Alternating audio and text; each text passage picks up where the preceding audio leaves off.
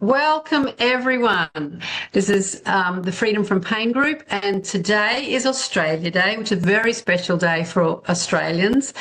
And it's been frightfully hot here in Brisbane, but I have got the most amazing guest for us today. I am interviewing David Fitzgerald. Now, David, I met online through a coaching group, and David has got the most amazing credentials. But apart from his credentials, what I love was that our synergy was very much the same. How we think and how we work is the same. And so I'd love you to meet David. He's a neurophysiologist. He's got chemistry background. He's done Reiki, acupuncture. I've got a list about this long of all of his qualifications. They're absolutely incredible. And he's also a massage therapist. He's fused science and energy healing into a system that teaches everyday folks how to heal themselves fast. No fluff, just results from someone who's mastered both worlds. And so I'd love to introduce David Fitzgerald to you. Welcome. Thank you, Vicky. Lovely to be here. And everybody else. What's that? And everybody else. Yes. Jeanette, do you know how to be a co-host? No. Okay. Can you keep an eye on see if anyone's coming into the waiting room and let me know?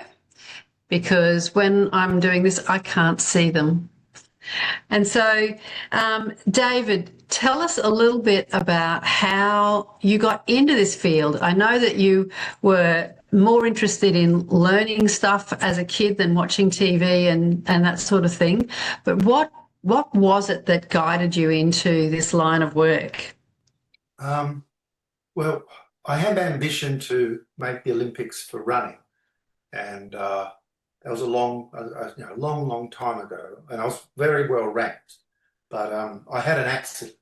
So I was at university in my undergraduate degree, which was science, as you said. It was neurophysiology and biophysics, but the accident curtailed my ability to run, so I changed hats. You go and see people that are in the know, and I got into yoga.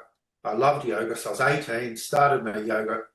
Then by the time I'm 20, I'm still in my undergraduate, and I started massage. So I began with that as in looking after self, but I could never run to the pace that I did. But I was good, but not like that. But then I kept studying. So instead of doing my doctorate in neurological studies, my father curtailed that, and he said, time for you to get a job.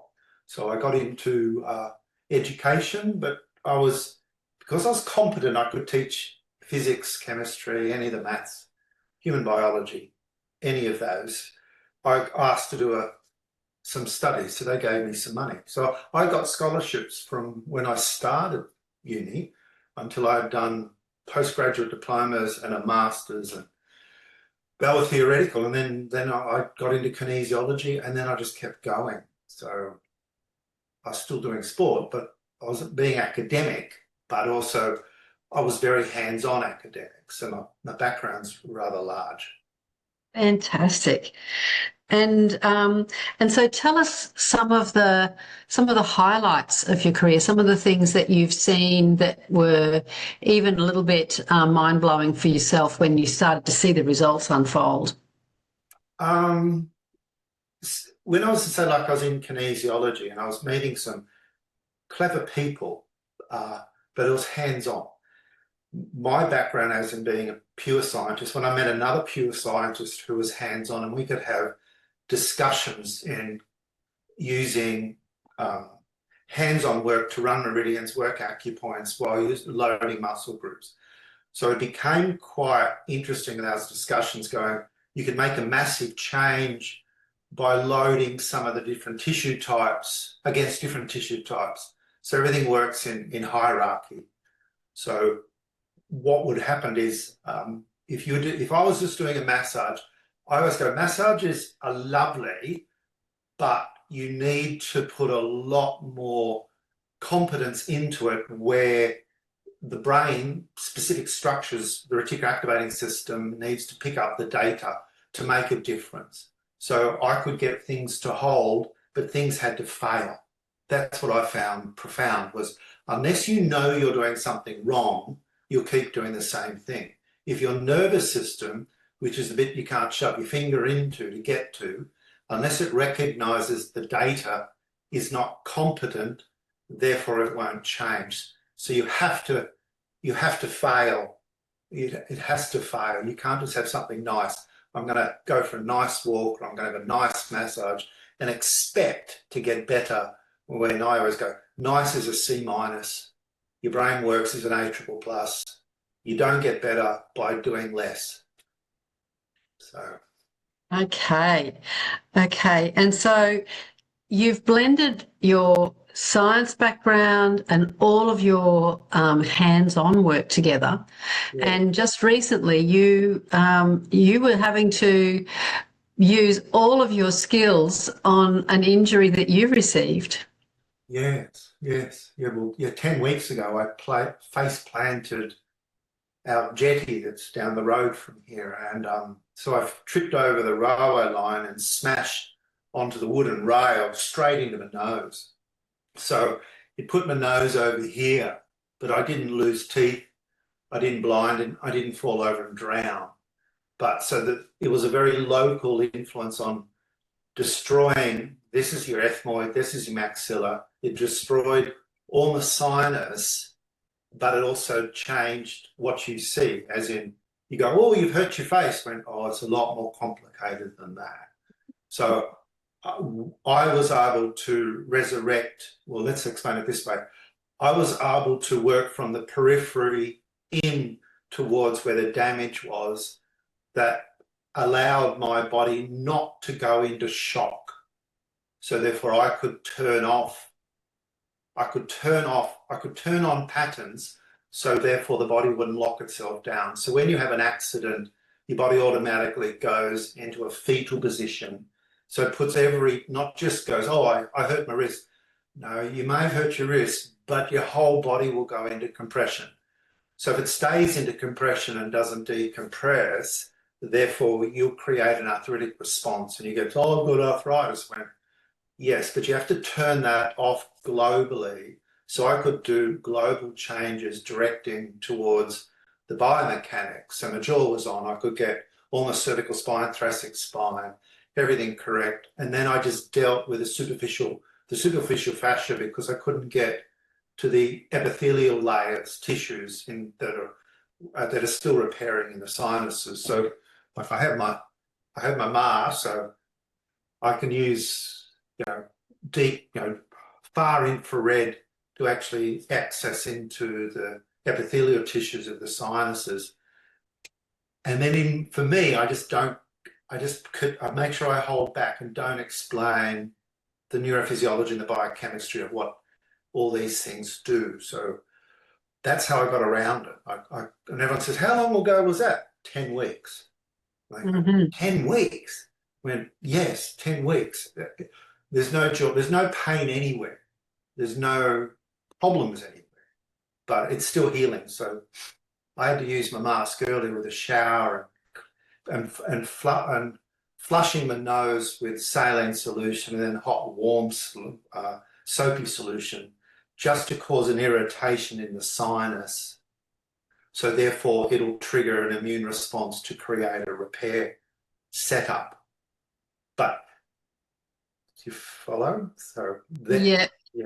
So what I was watching over the weeks, because David and I have been friends on Facebook for a while, and I like some of the things that he's been doing, and we've been communicating, and then all of a sudden I saw David looking like a mummy with his whole face bandaged up and just little tiny slits for eyes. And then shortly after you were starting to explain how the certain movement patterns you were doing just by walking and moving and breathing to help release some of the trauma. Can you talk to us a little bit about that? Okay, so if we use me as an example, so there's 4 different tissue types. So you've the 4 different tissue types have to integrate as one, because when I make a decision to move, all my whole body needs to go that way.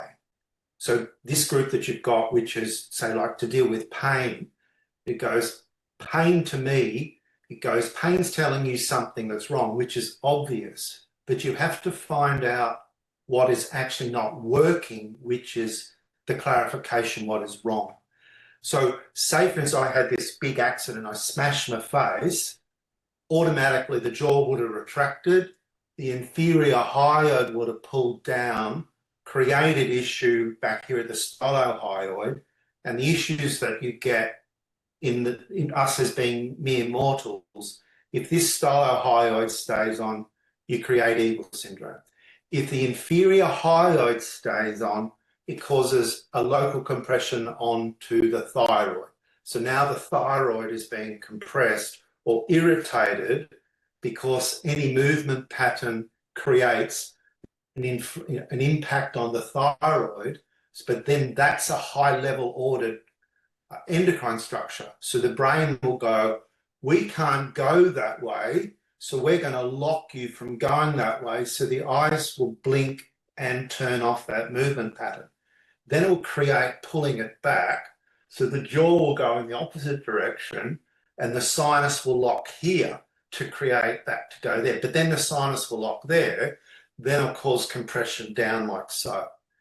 So in biomechanics, say in laws that we understand, which what we use, we say, like, if we go and load our body when we go to the gym, we use that concept of going, I need to increase bone mass. So bone mass and muscle mass will increase because of a biophysical law called Wolff's law. So your body will upgrade to increase muscle mass and bone mass. But my bone mass is increased to lock me down here. But there's other laws that overwhelm a Wolff's law. So there's biophysical laws, which are different tissue types. So if I apply a pressure onto my ethmoid here, and I go, well, what's more important, my ethmoid, my eyes? So if I look from side to side, then create my shoulders to move that pattern, therefore the eyes will trump that particular pattern of these lockdown joints there. So I can go, okay, I can create a rotational pattern, but do I feel it in my eyes? I went, yes, I do feel it in the eyes. So what I explain with people is there's 6 extraocular muscles that hold the eyes together. Those extraocular muscles have to access and hold the eye, but the extraocular muscles come back to the back of the head. So when I work on someone, I will test to see if the eye has a staccato, a shimmer. So mine will go, if I hold this, my eyes blink. So I go, okay, this is trying to turn off my eye movement pattern. So we all do this. We go, oh, I rub my eyes, I need to rub my eyes. And you get told you got sleep in your eyes, or it's an immune response, you're allergic to it, or you got allergies. And I'm going, anatomy comes first. Physiology comes second, because the anatomy creates the physiology. But if the anatomy is wrong, you will get a pathological problem, which you will then go, oh, it's an allergy. No, it's not. It's not. So I will go in relationship to my ethmoid, my maxilla, I go, let's create a medial rotation. So to the midline, or I can go in a transverse rotational pattern from side to side, or I can go up. So I can go, if we go back to geometry like we got taught at school, x-axis, y-axis, rotational axis. So I'm going to hold, instead of going, no, no, no, no, I'm going to hold the eyes, press onto the bone, push up to the eyes, all of a sudden my breath goes on, I get a parasympathetic response to calm down my nervous system. Then I go, I'm going to get my shoulders to pull me from side to side, and then go get my jaw to help. Parasympathetically, I calm down. Endocrine system, oxytocin is released, calms me down. switches on to focus mode because now the brain picks up that there's a problem on these extraocular muscles. I overlap into a vertical pattern, and then I can do a transverse pattern. Then I can hold my ethmoid. I'm calm, my nervous system is calm, and I go get the jaw to create the transverse pattern, get the jaw to create the vertical pattern, create a rotational pattern. So I can pot load onto where my nasal bone is here, to the ethmoid, to the maxilla. And I can create the biomechanical changes in relationship to that, because the trump card is, can't see where I'm going, I die. Simple as that. But everyone goes as, oh, I've got a weak eye. And I'm going, there's no such thing as weak. It's either working or something's not correct. And I say it's got a lazy eye. Did anyone test it? No. So I will test extraocular muscles and to see if the movement patterns work for an eye when I work on someone. Then I put it all back together again. So for me, I can correct my nasal bone, my ethmoid, my maxilla. I can approach from in top. I can reset the palate. I can reset the joint in relationship to the hierarchy of what is most important. So eyes are number two. Number one, there's only one thing above eyes that is more important than eyes, it's breathing. So I went parasympathetic, switching my breath on to a very calm, and that parasympathetic will inhibit cortisol. Oxytocin inhibits cortisol. And when you go, oh, like imagine if it was badly designed, but going, if you rubbed your eyes and went, oh, don't do that. And that's what doctors say. They went, don't rub your eyes. And I went, who told you that? Who told you not to rub your eyes? Do you go and get two forks and rub it? No, you don't. You tend to do it very, very gentle, and you tend to do it in this pattern. But I tell everybody is we tend to do things random, which keeps us at a C- level. If you want to be better, learn what you need to do, which creates a better and better pattern for local different things. Excellent. So for the audience, not everyone's as educated as you and I. Yeah. My clients that I work with do understand about parasympathetic. Can you explain in really simple, like I'm a 10-year-old, how to settle down the parasympathetic nervous system? What is the parasympathetic nervous system? How to settle it down if you've got pain in an area of your body that is making you feel like this is disastrous. For example, I have a lot of clients who have back pain, and when they're in pain, it feels like a disaster. It's like the world is falling to pieces. I can't stand, I can't walk, I can't do the things that I want to be able to do. Can you just bring it right down into very, very simple language about what are some of the ways that you find work really well to quieten the parasympathetic nervous system? Okay. So we have a nervous system that integrates to everything of what we are. So your nervous system has receptor sites that picks up data, and that data gets sent to the head. You think that this is you, and I explain, I understand this. I don't understand what I am, which is the person somehow that's in here that's connected to all these patterns. When you do something and you make a decision to do something well, you have to be in a calm way. Now, at any time, all of us get in a situation where you're rushed, but you have to complete a job. If you're under rush, your heart rate will go up, your breath rate will go up. That is sympathetic. Sympathetic is nothing to do with sympathy. Sympathetic has got to do with alertness, and alertness in to get something done, but you need to get it done reasonably quick. Parasympathetic is that calms you down. Now, you've got to stay in a parasympathetic particular mode. When you do things, you need to be cognizant, which means you need to be able to rationally make a decision to do something well. Now, I'm talking in a very parasympathetic mode now. I'm being very definitive in choosing my words very carefully because I tend to overwhelm people with knowledge. So how do we trigger a parasympathetic? How do we trigger a sympathetic? Parasympathetic, sympathetic, you did it when you did it naturally. It was very ingrained intuitively when you're a little kid. We tend to lose this intuitive nature because our brain is set up in a way that it needs to learn as much as it possibly can. Now that puts us into busy mode. Now, how do we tune ourselves back so we're calm? So all of you, open your fingers, put your hands together, rub your fingers from the palm to the fingertips and go really slow. You'll get a big breath. All of a sudden you'll get a breath and you'll feel calm. That's parasympathetic. I've got a little visitor at the door. Oh. He's in his new school uniform. You look amazing. You go to school tomorrow or the day after? The day after. Not tomorrow. Oh, and Amaya's got her new uniform too.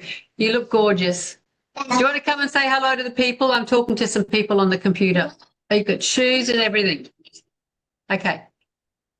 Say hello. Hello. Hello. Hello. Got your new school uniforms on. Wow, you both look amazing. They do. Look at you, so grown up. All right. Can you close the door on Bye. the way out? Lovely. Thank you so much for coming over. What's that? Okay, that sounds great. Oh, that's so cute. An unexpected interruption, and he came to the door so excited and was just going like this. I thought he's not going to go away till he gets invited in. That's so sweet. So sorry, David. Sorry to interrupt you like that. Okay. So yes, we were rubbing our hands. Yeah. So I used to do it like I taught high-level physics and chemistry. So when the kids go into their exams, I'd go, before you choose to open your papers, you need to calm down.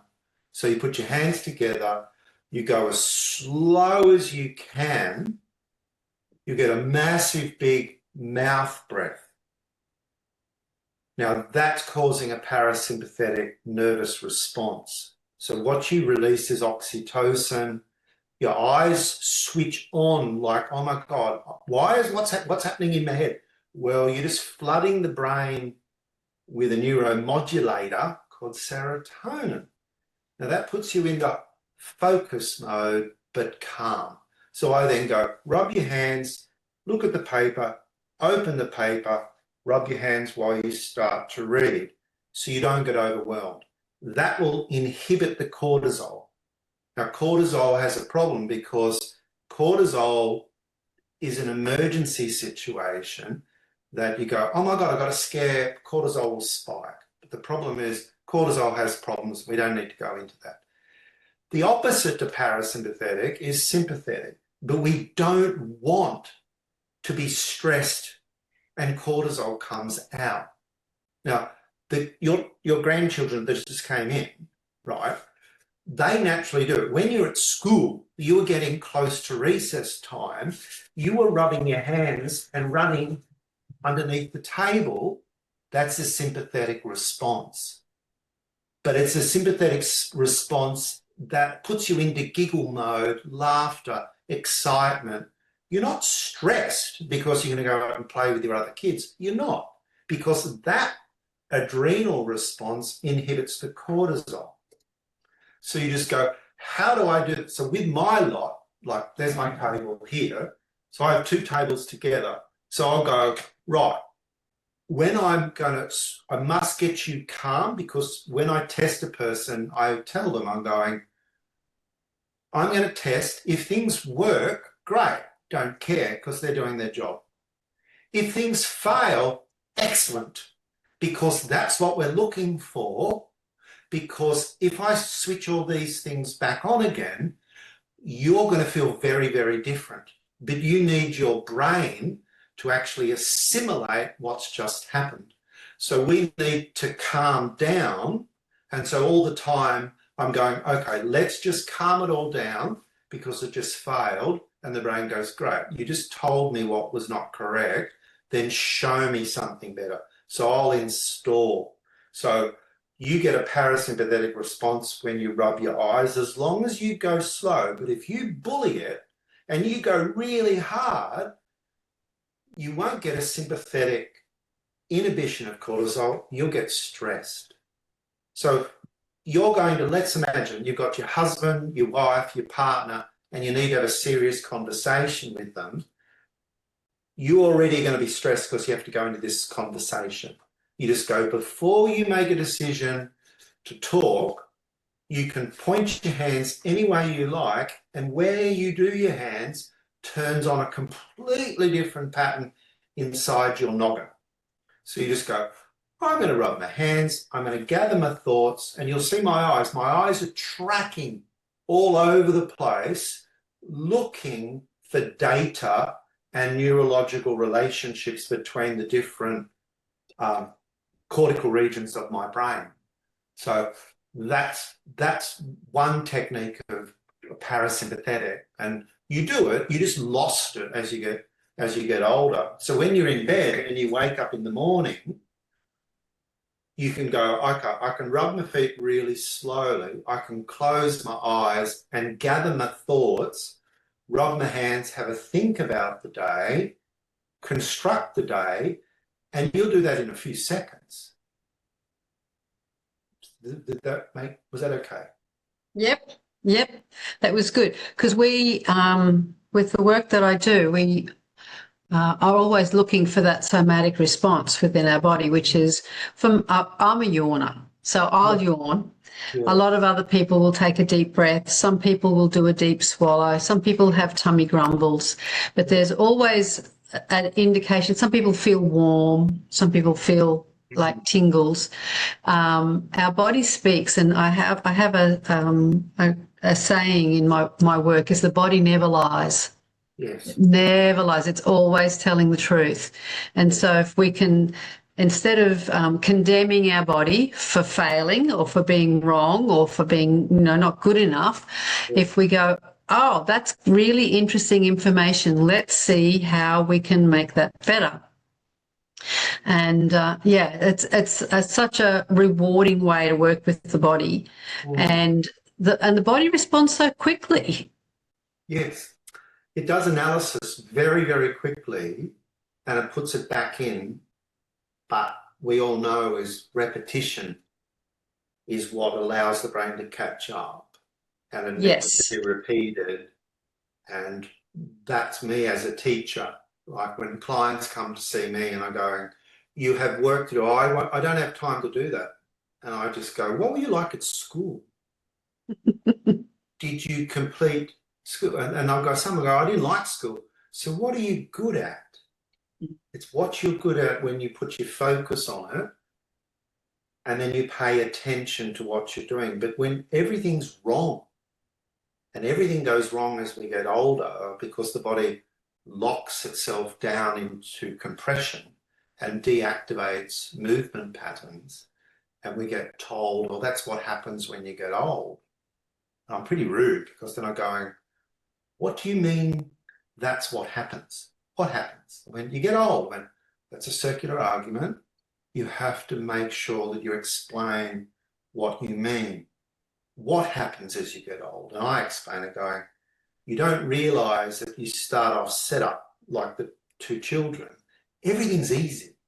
The eyes are, everything's alert, everything is good fun. But if you have an accident, you lock and then you'll move away from the point of pain, and over on you get told, oh, you'll be fine. I went, no, you won't be fine, because ultimately by the time you hit our age, you've had over 4,000 accidents. And you go, that's a lot of accidents that you did not pay attention to. Now, when I did pay attention. Did you somatically reset and pandiculate and decompress? And then did you put on your patterns to go, yes, I'm turning on my sagittal plane, my y-axis, and then I've got to turn on my posterior kinetic chain group and turn on my anterior kinetic chain. And we lose that intuitive nature. Like when we were kids and we have our children in bed with us, all you want to do is get out, because they just can't stop somatically moving. Yes, this is true. Is there ever, sorry, I got a question back from when you were doing the hands and that, and you were saying how Vicky was saying different people react different ways. Yeah. Is there ever a non-reaction? Is there ever anyone that would not react, like a yawn or a tummy grumble or a sigh or a, like, do you ever have something for someone that doesn't react to that slowing down and turning on the parasympathetic? Okay, let's explain it that way. There's those people that everything hurts. There's those people that say, I'm good with pain. And they're the people that I have to pay attention to. So when I'm working with them, when I test things and I make sure that they're aware that things are either on 10 out of 10, because if they're not 10 out of 10, then something is not passing the footy through to those. So those people, they may not be as aware because it's been tuned down. It's been tuned down. But will it still have the effect? Yes, it will have the effect, but they will have different ones. So as I said, when like, I'm not Italian, but when we end up paying attention to what we're doing, that happens straight away. The fingers turn on, the eyes open up. And so that relationship between the hands to the eyes switch on. So with these people that they say, I didn't notice. And I just go, well, can you feel that? Yes, I can. Okay, let's now test this again. So I'll just test and I'll go, let's upgrade that. So as soon as something becomes better, the analogy I make is if I'm cooking a meal and it turns out brilliantly, you'll get a smile, you'll get a grin, you'll get a big breath, and your eyes will go on and you go into happy mode. Now, was that me or was that my nervous system? As I said, I don't know what I am, but my nervous system is the bit that responds.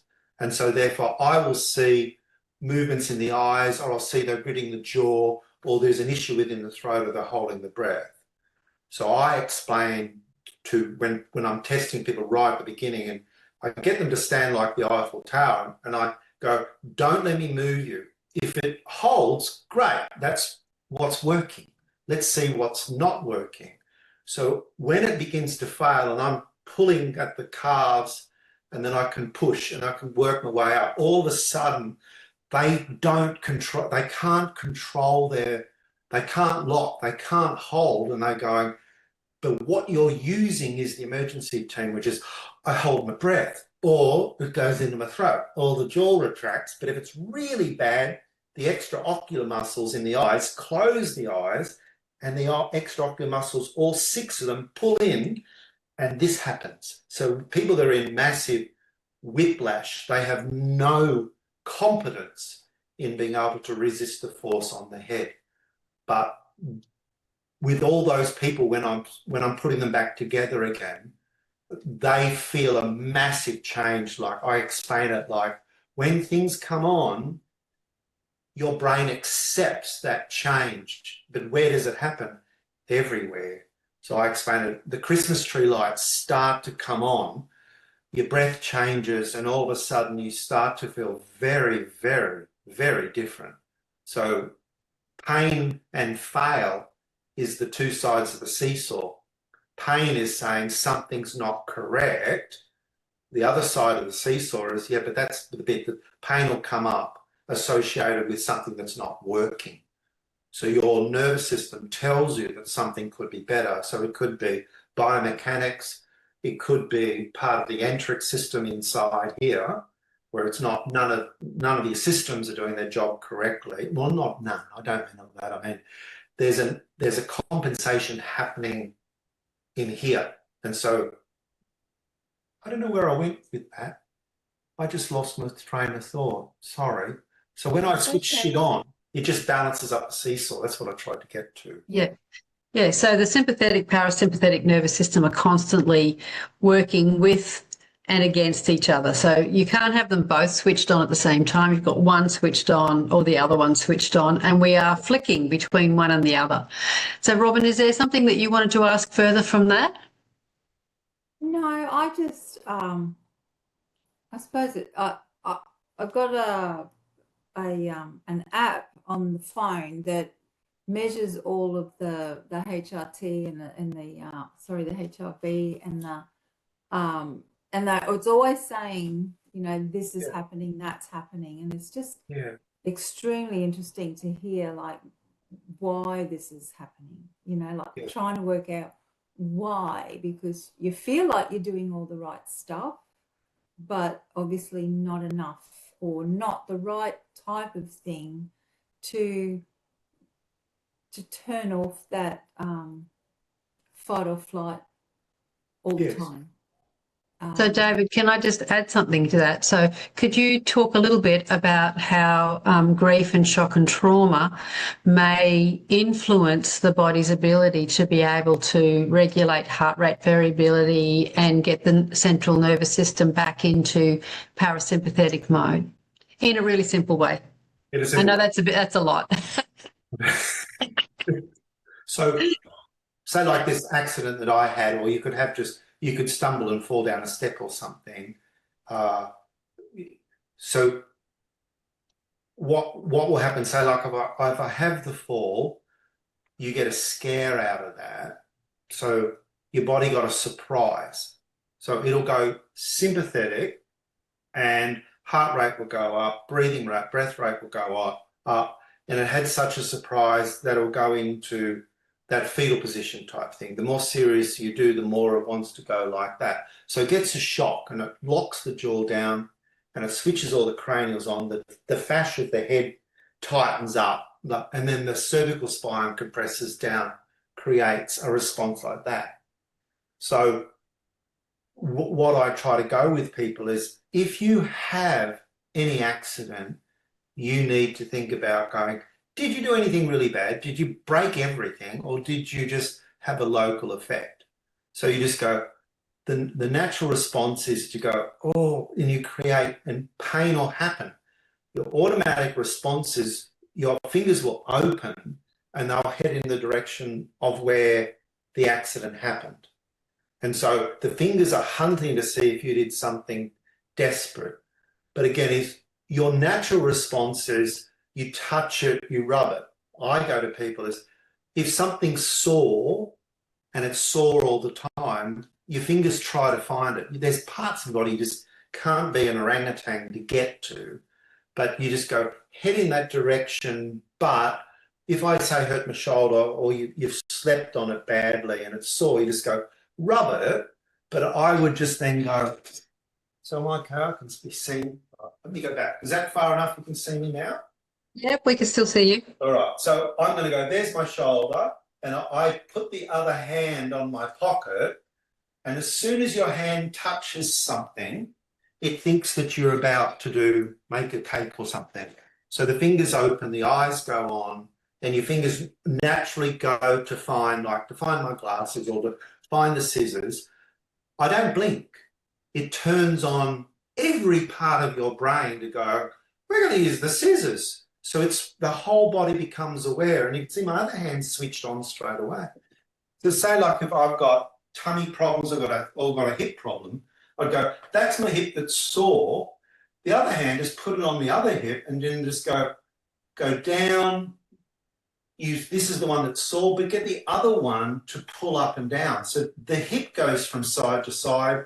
These fingers naturally start to investigate the area of trauma that's upset. It's because you're touching something and you're moving, and my hips are going left, right, it turns on. You'll see my eyes don't blink. They automatically go hyper-aware to go, he's doing something very, very important. We're going to switch everything on. So naturally what happens is it goes in. Because you're doing it slow, starts with the letter P, parasympathetic. Your fingers are open, they're touching something, parasympathetic, but you're moving slow, so your endocrine system releases serotonin. So that will put you into even more calm, but that will turn off, it will turn off the, oh shit, I've hurt myself. It automatically turns it off and it puts you in a safe position. So it tries to turn off the fight-flight response where you think that you've created big trauma and you're in real trouble. It's going to go, let's be mindful about what we're doing. So it switches on a higher level of perception in a structure at the back of my head. But it actually bypasses the fight, flight, run away mode of the amygdala. It bypasses it completely. It says, it's no use you getting emotional over this. We need to pay attention to see if something's, is it damaged or is it a little bit just disappointed?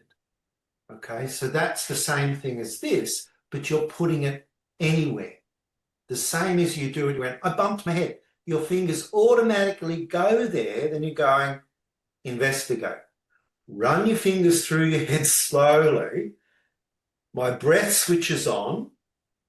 My eyes go into hypervigilant mode, and you're going, oh, it's not so bad, but there's blood everywhere. Yeah, okay. Just do the other side of the head. Keep away from the bit that's sore, but at least tune down the, oh God, we're going to die mode, because that's what you need to do.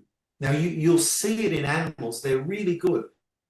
Dogs have an accident and they'll get up, they will place their feet down, the claws will open, and then they'll create a somatic movement pattern, a pandiculation.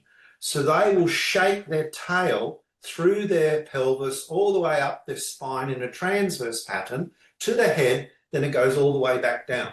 And then they go, oh, just decompress, kick my legs out. Ready, let's go again. And so they've checked in already, quick smart, to see if everything's okay, because both paws, all four of them, are bolted to the ground. Are they grounding themselves?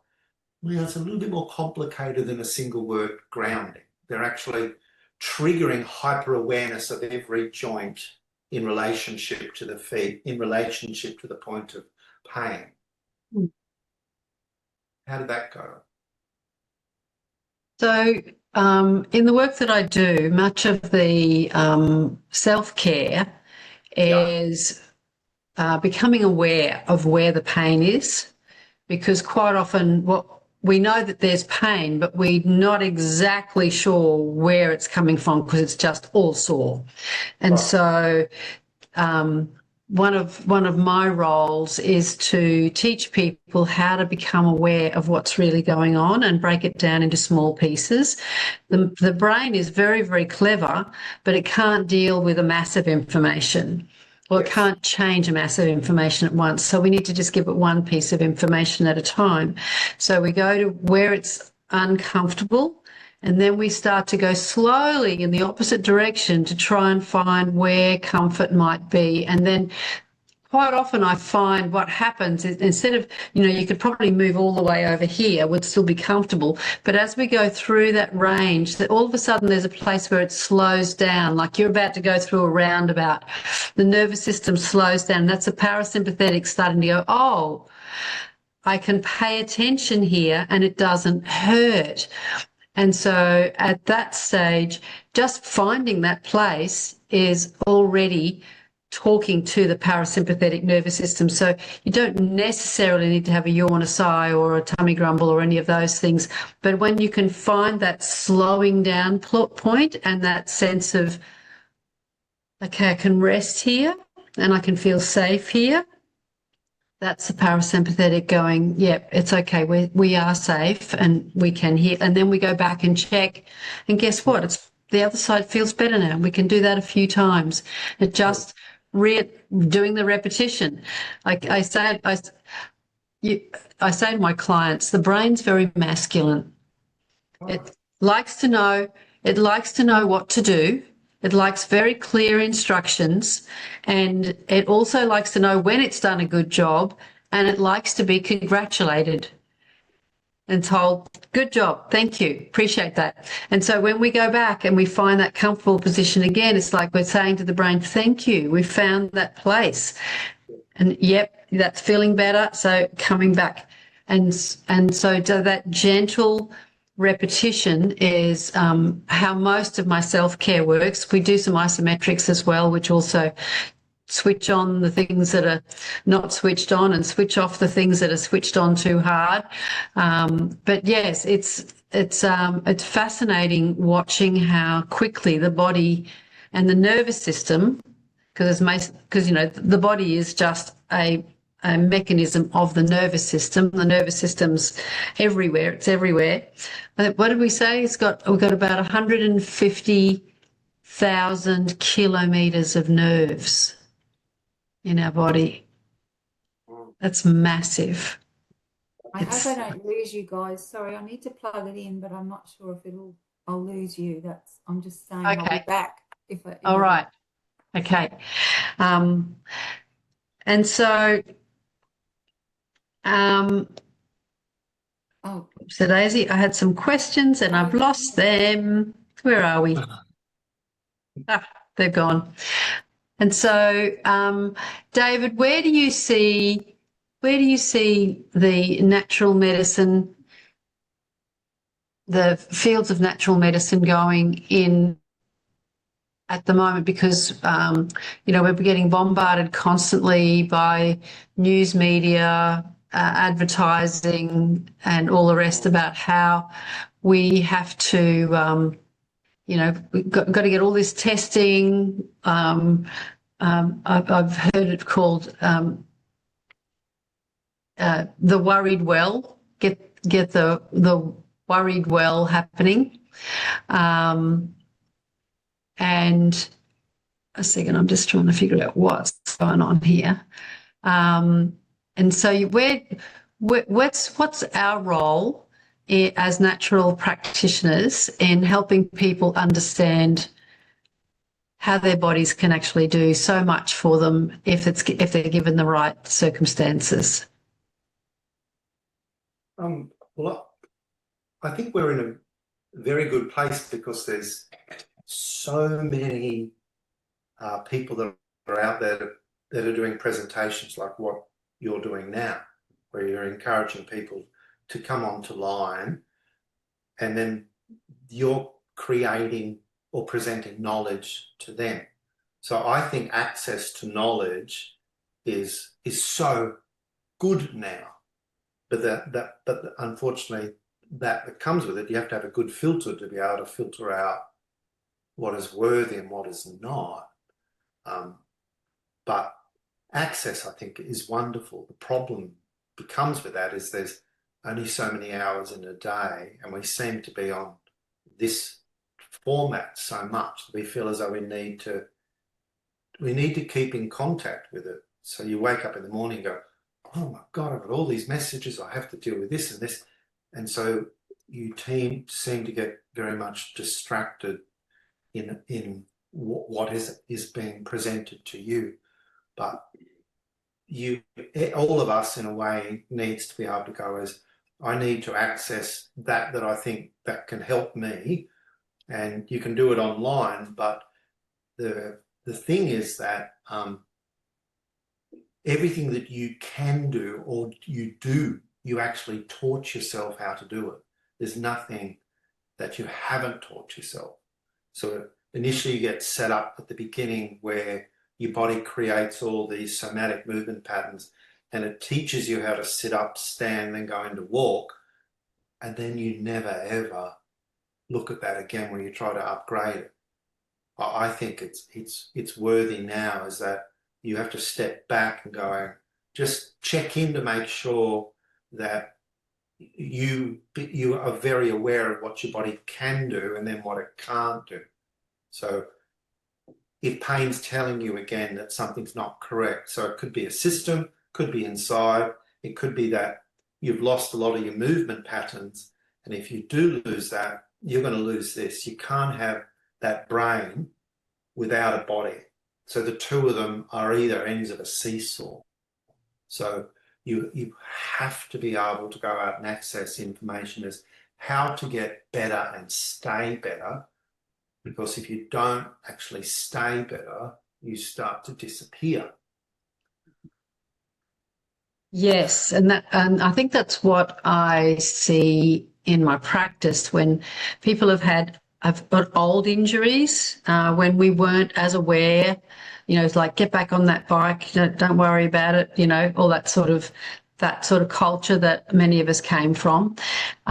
We're carrying old injuries and compensation patterns that have become normal, and we don't realise what we're not doing anymore. And so being able to teach the body that there's more life than what it's accepted, that you can change patterns, you can improve patterns, you can change awareness, which I think is the really big message that you've been bringing, is once you're aware of what's going on and you can start looking at yourself as a 3D model instead of just a 2D model, and how does it move in time and space, and what moves and what doesn't move, and how can I help that bit that doesn't move. So yeah, doing all of those small movements with awareness, and then figuring out how you can improve what's happening in your body, is one way to keep us healthy, both mind, body and spirit, for a very long time. Yeah. So, David, it's been lovely having you on. Have you got, is there some way that people can contact you, or that you've got something that you'd like to be able to share with people that they might want to ask about? Well, I can. So when I work on people and I create everything, not everything, so I make things switch back on again, then that person becomes responsible to keep it on. I explain this. Mum's not here anymore to clean your teeth and wipe your face. You have to do it yourself if you want to become an adult. Now you're an adult, and I've corrected stuff. So I have stuff that I could say, well, there's so many things that I use, like things that I do, like if you've got bunions, how do you deal with that to try to get them better? What do you use to make your feet work better? And then there's that, what I showed you, is how do you access into your parasympathetic or your sympathetic to upgrade it? How do I access into my parasympathetic to actually allow myself to go to sleep, where I can raise melatonin and cause melatonin to come on naturally, but inhibit the cortisol? So all of those things I've got. It depends what someone wants. So I've got hundreds. I think the being able to sleep, get to sleep effectively, because a lot of people who have pain can't sleep, and they get woken up many times, and then after you've had, say, 4 or 5 hours, it can be more difficult to get back to sleep for that last couple of hours. I think that would be a really handy resource, as to how to be able to downgrade any stress, whether it be psychological, emotional or physical, to be able to access that natural melatonin and sleep well and deeply. I think that would be really, really helpful. Yes. Getting a couple of nods. Yes, yes. Okay. So when I post this, I will I'll just put a little link saying, if can you give me a link to a document is it a document or a video? What is it? The video. So Yep. so I don't have a platform where people can access into, because I haven't created that. You know how there's so many things that we could do, and we could do things Okay. better. Yeah. But I could send that to you. Yes. And they Yeah, could, you send it to me and I'll put it in the group, and then people who want to access it can access it. It would be really good if yeah, we'll work that out. We'll work out a way that they can access it, and you can have communication with them if they have any questions. Sure. Unreal. Cool. Can I quickly Okay. ask, sorry, can I Yeah, of course. ask? Yes, Robin, go for it. Sorry, first I do apologize. You don't have to apologise. But what you've been talking about, etc., something comes into my mind. Is that PTSD? Is that, like, I know that's a very extreme case of say, having a very big accident, or something happened in front of you, or you were part of something that happened that was traumatizing. And then you've got that affects absolutely everything from there on in, like that. Yes. From then onwards in your life. So you're giving the tools and the ways to go about resetting your body to hopefully respond calmly to things that are happening. Am I sort of making sense? Is that what you do, David? You help people I do. I deal get with back on that track of calmness. And so I explain how I work. Is it doesn't matter who the person is, they're human. Same systems, same joining systems, same brain hardware and software.